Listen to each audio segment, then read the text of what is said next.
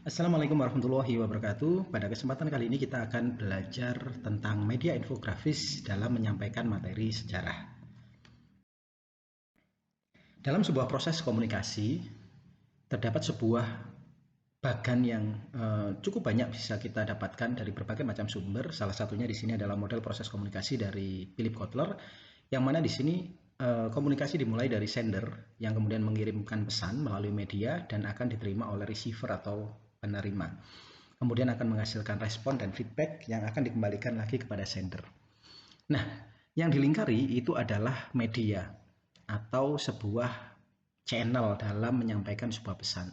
Nah, di dalam sebuah proses komunikasi, salah satunya dalam proses pembelajaran sejarah, di dalamnya adalah sebuah proses penyampaian ilmu atau penyampaian pesan-pesan tertentu atau informasi tertentu yang pada titik tertentu juga akan melibatkan media.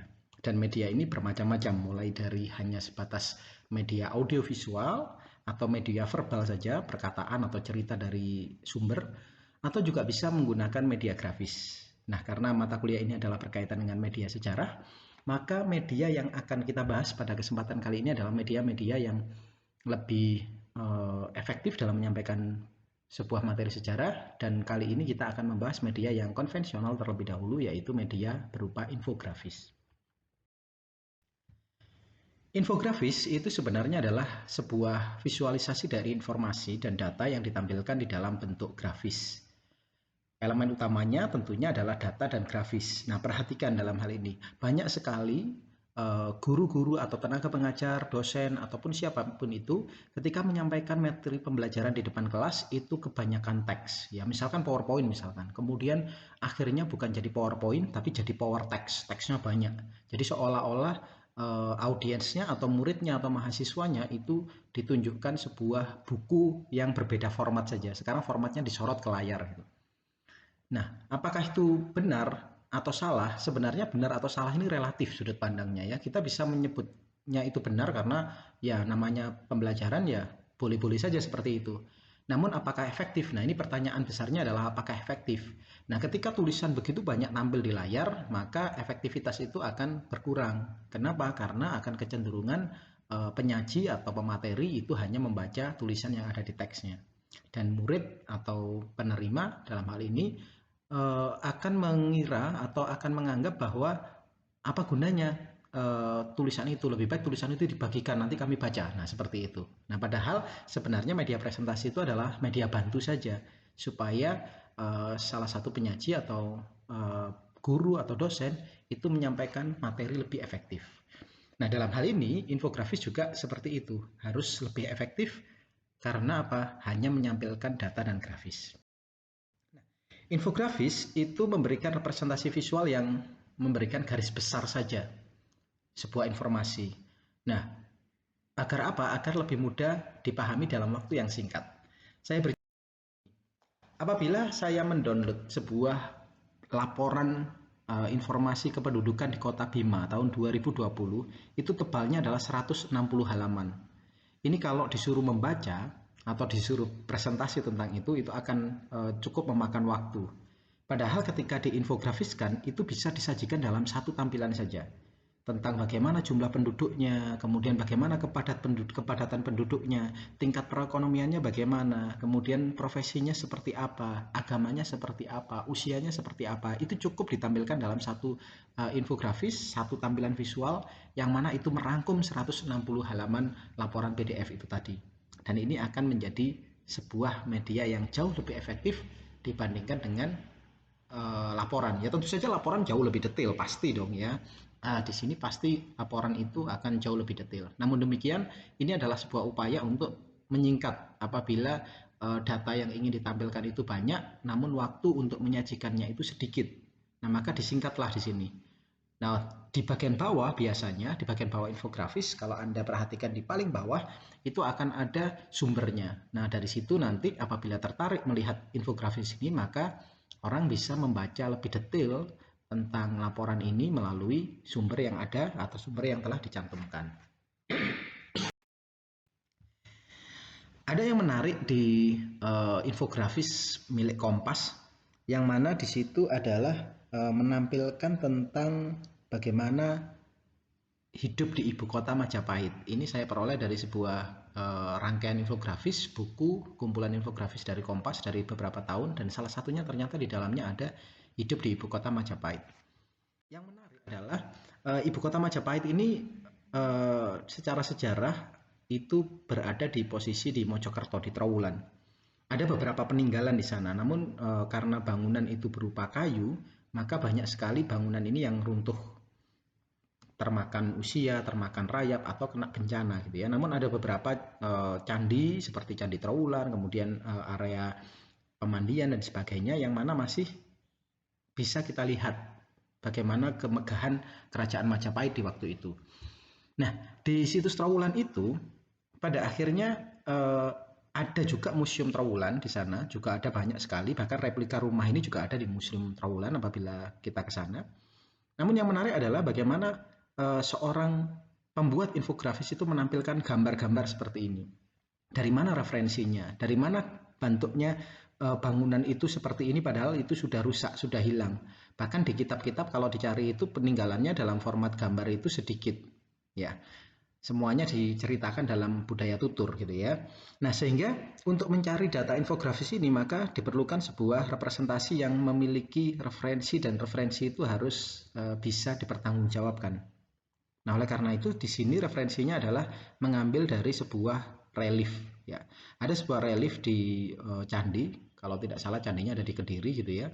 Terus kemudian di candi itu ternyata ada sebuah apa itu namanya, relief yang menunjukkan tentang tata letak dari sebuah kota Majapahit ya, kota Majapahit, pemukimannya, ada tata letaknya di salah satu reliefnya. Nah, kemudian untuk memastikan bahwasanya tata letak ini terus kemudian tampilannya itu sesuai, maka dicarilah referensi, dan ternyata referensi itu bisa didapatkan di Desa Penglipuran di Bali. Ya, apabila kita ke sana, salah satu desa terbersih di Indonesia, itu ternyata memiliki arsitektur yang diduga. Ya, diduga ini pasti ada latar belakang secara akademis gitu ya, tidak hanya serta-merta menduga, karena ini rakyat-rakyatnya sudah ranah orang-orang sejarah gitu ya. Dan ini sudah diduga bahwasannya kerajaan Majapahit dahulu itu tata letaknya, struktur bangunannya, struktur perumahannya itu mirip seperti di Penglipuran Bali. Nah, maka dari itu ketika direka ulang dalam bentuk infografis, maka bentuk rumah dan sebagainya, bentuk grafisnya mirip dengan yang ada di Penglipuran Bali. Nah, yang seperti Anda lihat di layar saat ini, di sana ada rumah. Kalau kita pernah ke Penglipuran ya, di sana ada rumah-rumah yang tertata dengan sangat rapi, terus kemudian bagaimana tembok-tembok pagarnya didirikan, bagaimana pintu gerbangnya, kemudian bagaimana struktur atapnya, itu semuanya ada referensinya. Bahkan di sini juga ada beberapa detail-detail nantinya yang akan ditampilkan, seperti ada celengan, kemudian ada bagaimana struktur kehidupan masyarakatnya yang mengandalkan sungai, kemudian juga ada mengandalkan peternakan dan seterusnya. Nah, ketika sebuah informasi itu sangat besar atau sangat banyak, maka kadang-kadang infografis juga ditampilkan dalam format yang cukup besar ya, cukup panjang gitu.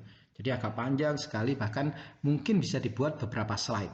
Sebagai contoh di sini ada infografis terkait dengan kerajaan-kerajaan Islam di Indonesia, yang mana dimulai dari sebuah infografis, sebuah informasi bahwasanya Indonesia merupakan jumlah populasi muslim terbesar di dunia. Ya, meskipun ada yang sumber yang mengatakan Pakistan saat ini yang terbesar, namun demikian Indonesia masih memiliki angka yang cukup fantastik, yaitu di atas 200 juta. Nah, dari sini ini adalah awal untuk membuat sebuah infografis untuk mengenalkan agar audiens atau pembaca atau mungkin siswa itu memiliki rasa penasaran untuk mengikuti infografis ini lebih lanjut. Nah, di berikutnya, cerita masuknya Islam ke Indonesia ini juga dijelaskan dengan sangat sederhana. Nah, Anda perhatikan di layar, di situ ada teori tentang datangnya pedagang dari Mekah, datangnya pedagang dari Persia, dan datangnya pedagang dari Gujarat, India. Bahkan nanti ada yang teori datangnya dari pesisir Cina ya, seperti ada Laksamana Chengho dan sebagainya. Nah, di situ infografis tidak perlu menjelaskan terlalu detail ya, tidak terlalu detail. Jadi cukup garis besarnya. Misalkan dari Mekah abad ke-7, dari Persia abad ke-13, dari Gujarat abad ke-13, sumbernya dari mana? Nah, ini yang penting. Di situ ada Ahmad Mansur Surya Negara.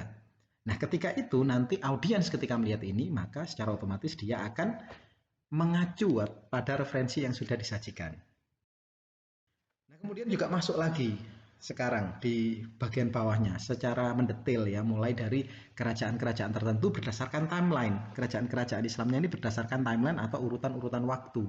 Mulai dari Perlak di tahun 840 sampai 1292. Kemudian di dalamnya juga ada beberapa keterangan, dan keterangannya itu hanya keterangan-keterangan yang penting saja. Misalkan ini adalah kerajaan Islam tertua, rajanya siapa, di situ ada Sultan Alaidin Said Maulana Abdul Aziz Shah, terus kemudian bagaimana mata uangnya, terus kemudian bergabung dengan Samudra Pasai. Oh, langsung dilanjutkan dengan Samudra Pasai.